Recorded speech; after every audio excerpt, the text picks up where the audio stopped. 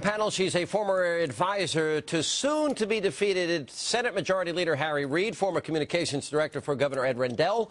Penny Lee is here. He is the founder and chairman of the Faith and Freedom Coalition. The one and only Ralph Reed is back, and he is a driving legend who is beginning, get this, his 25th year of NASCAR and is ready to go for his third Daytona 500 victory in a few weeks right here on Fox.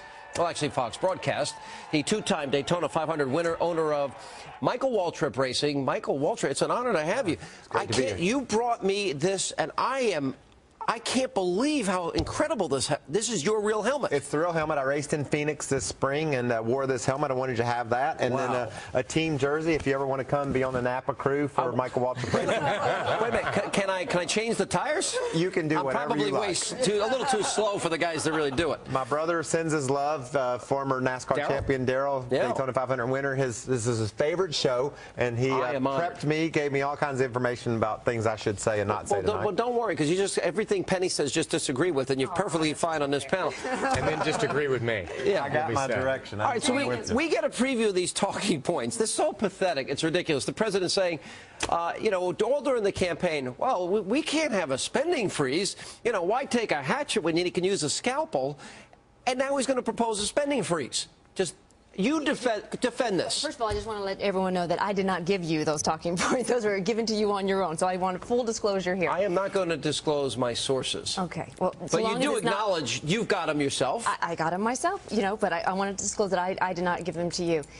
This is the first step. I mean, obviously the president has seen that we need to bring this deficit down, and he has said that repeatedly over and over again, and this is the first step in which we need to do. I think it is a good thing, similar to what he did on the defense budget last year, which was reform the procurement procedure so that we didn't spend it on F-22s. Penny, I love you. I really do. But wait a minute. This is the first. He said he wasn't going to do it. He actually said in this interview, we didn't buy off any votes. He bought off Louisiana. He bought off Nebraska. He bought off his unions that supported him. And he's denying the obvious truth. Do you think that's going to help the party to lie to the American people? It's not about lying to the American public. Okay, being dishonest. It is not being dishonest either. Not telling the truth. I'm trying.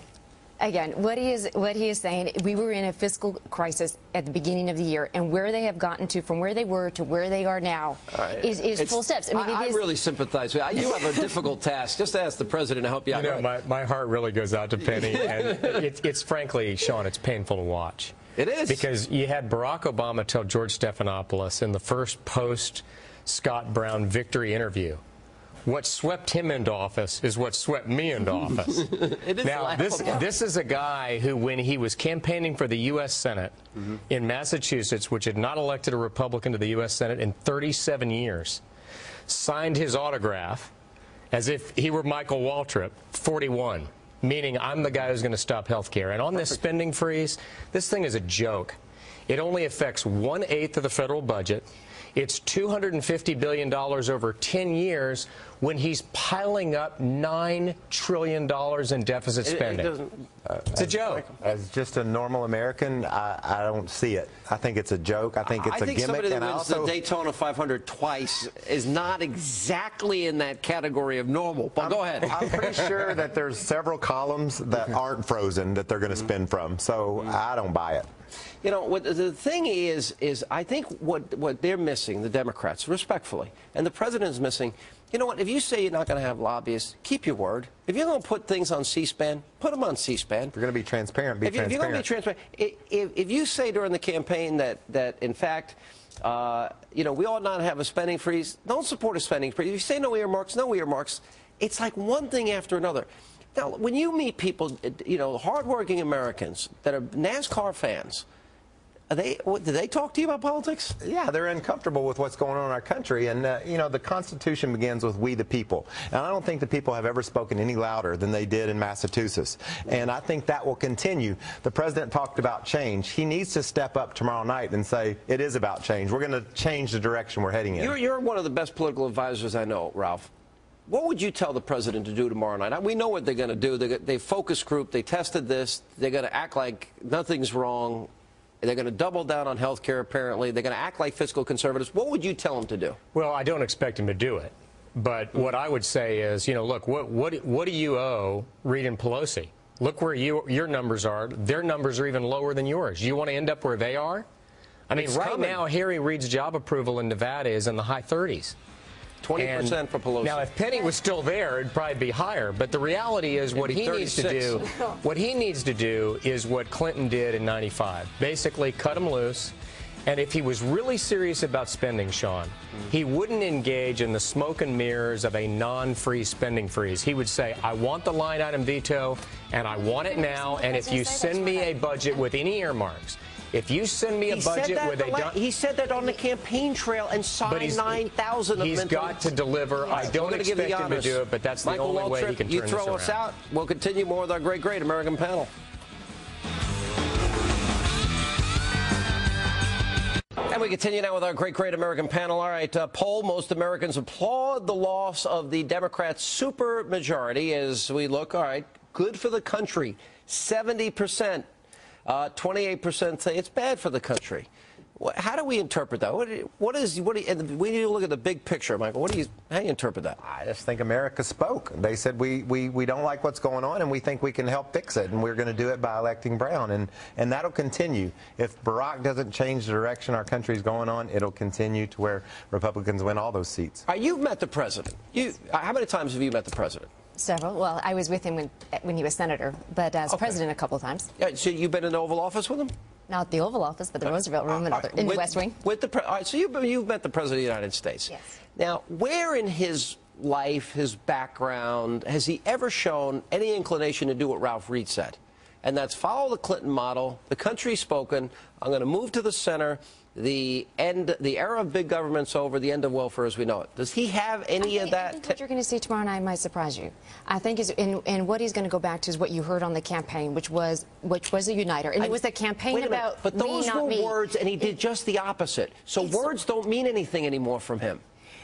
I think what you'll see is a different reset, and what you're starting to see now is kind of those programs put into place. But one of the things we I think we need to take away from Massachusetts also is that it was post-partisan. It wasn't about he did not run as a Republican.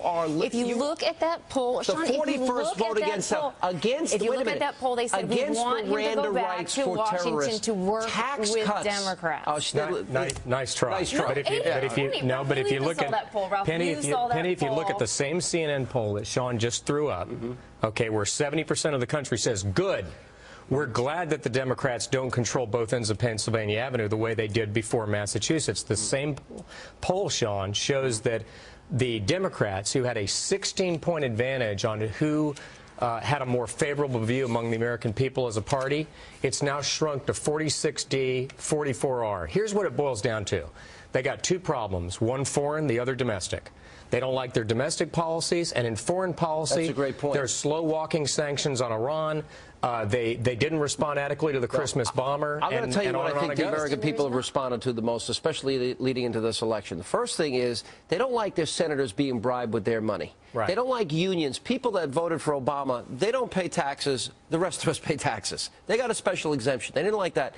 They didn't like the idea. We now learned that the Christmas Day bomber, was interrogated for only 50 minutes, and then he gets to Miranda up, and he had said in that 50-minute period of time, others are coming, and he knew who they were. That is madness to me. He is making this country vulnerable and susceptible and putting Americans in jeopardy. Do you think those are the main issues? Exactly, and it's not acceptable, and America's not going to put up with it. We're going to step up and say this can't continue. Well, James Carville, who I don't often agree with, actually said something. He said, look, this president doesn't have a coherent strategy. The only thing he seems to show is his rigid ideology. Well, where is he shown moderation? Forget the words and speeches. Give me an example where he's been moderate.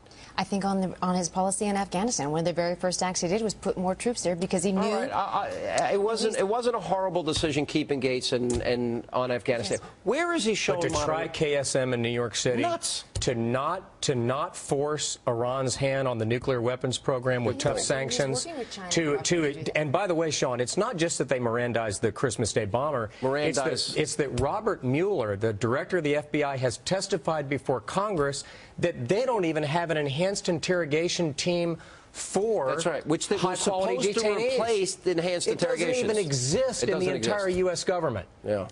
No, I will tell you, I think you're in for the shock of your life. do words matter anymore, or words become ineffective? Hang on, words, Michael, become ineffective from this president. In other words, he's broken so many promises that people don't believe him anymore. Yeah, and I think that's what tomorrow night's all about. I don't want to hear more slick words about a spending freeze when I believe that maybe that's not actually what's going to happen. I don't want to hear what they propose. I want to hear action, and I want to see a different direction for our country. You actually wore this in the race? Yeah, in Phoenix. I don't know if this is going to fit. Yeah, you're going to love it. That's the safest you're ever going to feel right there. You like that? And I will tell you, that's probably the most comfortable Penny's ever been with you. Oh, I've never felt more comfortable not being able to get any words in my life. Keep it on. I think my hair never looked better either. Well, I am honored to have this. Now I don't have a talking piece. This is, by the way, what you put in your ear when you're doing a TV show. So that's gone. But I want to thank you for that. That's awesome. And all the best to your brother. And